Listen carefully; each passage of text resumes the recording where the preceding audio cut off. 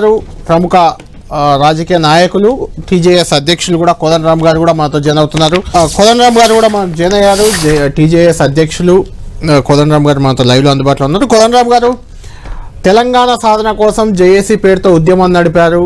ఉమ్మడి ఆంధ్రప్రదేశ్ నుంచి తెలంగాణను సాధించారు. ఉమ్మడి ఆంధ్ర పాలకులను ఇక్కడ నుంచి పంపించేశారు. తర్వాత 10 ఏళ్ల పాటు టీజేఎస్ ప్రారంభించారు. అంతకుముందు తెలంగాణ జేఏసీ, తర్వాత టీజేఎస్ అయింది.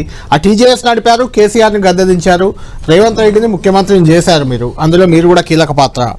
ఇప్పుడు విజన్ డాక్యుమెంట్ ఒకటి, తెలంగాణ రైజింగ్ విజన్ 2047 పేరుతో ఒక విజన్ డాక్యుమెంట్ రేపు ఎల్లుండి గ్లోబల్ సమ్మిట్ ఫ్యూచర్ సిటీ రాబోయే హైదరాబాద్ సికింద్రాబాద్ల కంటే తలదన్నే నగరం ఫ్యూచర్ సిటీ రాబోతుంది. అక్కడే ఇది వేదిక కూడా ఇలా జరగబోతుంది. 2 ఏళ్ల పాలన కూడా ఈరోజు మీరు కేసీఆర్ను దింపేసి రేవంత్ రెడ్డిని అధికారంలోకి తెచ్చి సరిగ్గా ఈ రోజుకి 2 ఏళ్ళు అవుతున్నాయి.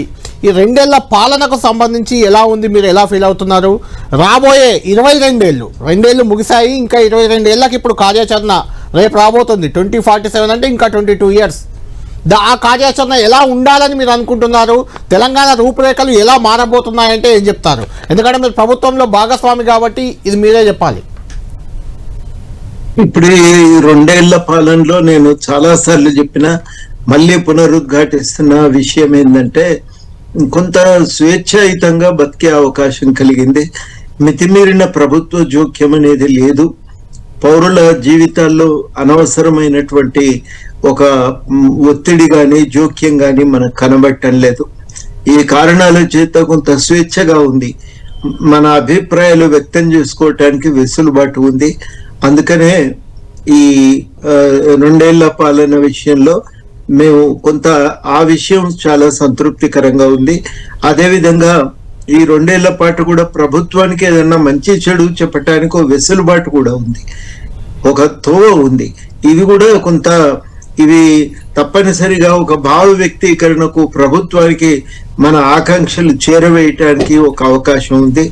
ఈ కారణాల చేత ఇప్పుడు ఈ ప్రభుత్వ పాలన చాలా బాగుంది. ఇది ఇంకా దీన్ని చాలా మార్పులు చేర్పులు చేసి ఈ రాష్ట్ర అభివృద్ధి కోసం ఇంకా ముందుకు సాగవలసిన అవసరం ఉందని చెప్తూ, నేను రాబోయే 22 ఏళ్లలో ఏం జరగాలి అంటే, నేనైతే ఒకే ఒక అంశం మాట్లాడదలుచుకున్నా అండి. అది ఉపాధి. ఏదున్నా ఉపాధి కల్పనే చాలా ప్రాథమికమైనటువంటి అంశం. యువకులకు ఉపాధి బతుకుదెరు అవకాశాలు కనబడటం లేదు. ఇది అనేక కారణాల చేత ఈ స్థితి అనేది మనకి వాళ్ళ రాష్ట్రంలో ఏర్పడింది.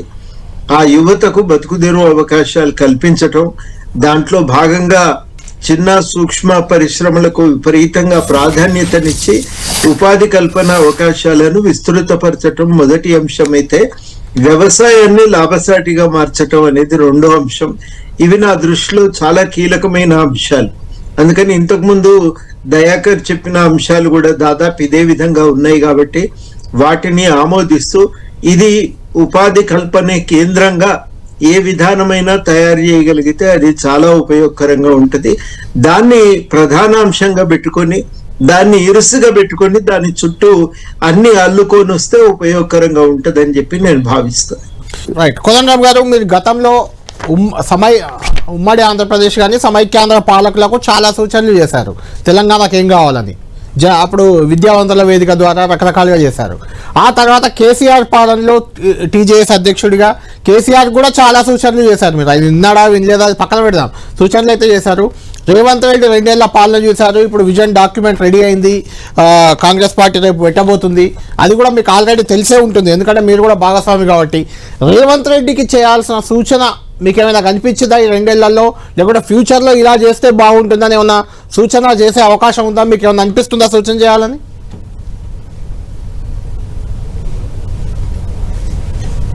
ఆడియో మ్యూట్లో ఉంది కోదండరామ్ గారి మీద. ఇప్పుడు గవర్నమెంట్ అంటే ఒక ముఖ్యమంత్రి ఒకడే కాదు కదా, అనేకమైనటువంటి దొంతరులు ఉంటాయి. దాంట్లో వివిధ వేదికల ద్వారా ప్రజలు ఎదుర్కొంటున్నటువంటి ముఖ్యమైన సమస్యలు, ఇవాళ తక్షణం తీసుకోవాల్సిన చర్యల గురించి నిరంతరం చెప్తా ఉన్నాం, నివేదిస్తున్నాము, ఒక సంభాషణ కూడా కొనసాగిస్తూ ఉన్నాం. కాబట్టి అది మేము ఇంతకు ముందు చేసిన పని ఇప్పుడు ఆగిపోలేదు. భవిష్యత్తులో కూడా దాన్ని తప్పకుండా కొనసాగిస్తాం. ఇది మొట్టమొదట నేను చెప్పదలుచుకున్న విషయం.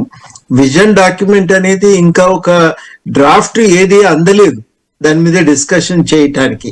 ఇప్పటి వరకు ఆ డ్రాఫ్ట్ ఏదన్నా తయారై ఉంటే దాని మీద డిస్కషన్ అయితే అవకాశం రాలేదు, కాబట్టి దాని గురించి ఎక్కడ ప్రస్తావన కుదరలేదు.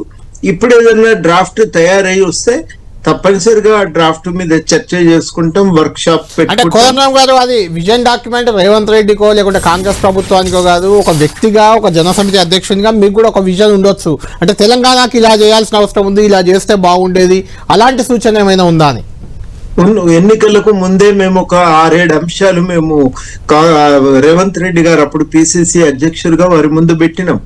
అందులో మేము ప్రధానంగా చేసిన ప్రస్తావన ఒకటి, పారదర్శకమైన పాలన, ప్రజల భాగస్వామ్యం పెంపొందించాలి, తర్వాత ఉపాధి కల్పన పైన దృష్టి పెట్టాలి, వ్యవసాయ అభివృద్ధి, చిన్న సూక్ష్మ పరిశ్రమలు, అవన్నీ కూడా మేము అప్పుడు సూచన చేసినాం. అంటే మీ సూచనలు సానుకూలంగా వెళ్తుందా ప్రభుత్వం? అంటే కరెక్ట్ వేలోనే వాటిని అప్పుడు రేవంత్ రెడ్డి గారు ఆమోదించిండ్రు. ఈ విషయాలపైన మాకు ఎలాంటి విభేదము లేదు, వీటిని మేము సంపూర్ణంగా ఆమోదిస్తున్నామని చాలా స్పష్టంగా తెలియజెప్పిన తర్వాత అవే అంశాల మేము ఈ మధ్యన నిరంతరం వాటి మీదనే పనిచేస్తున్నాం, వాటి మీదే దృష్టి సారిస్తూ ఉన్నాం. వాటి మీదే తప్పనిసరిగా భవిష్యత్తులో కూడా ఏదన్నా కార్యాచరణ ప్రణాళిక ప్రభుత్వం ముందు పెట్టవలసి వస్తే తప్పకుండా ఆ కార్యాచరణ ప్రణాళికను కూడా ప్రభుత్వం ముందు ఉంచుతాం.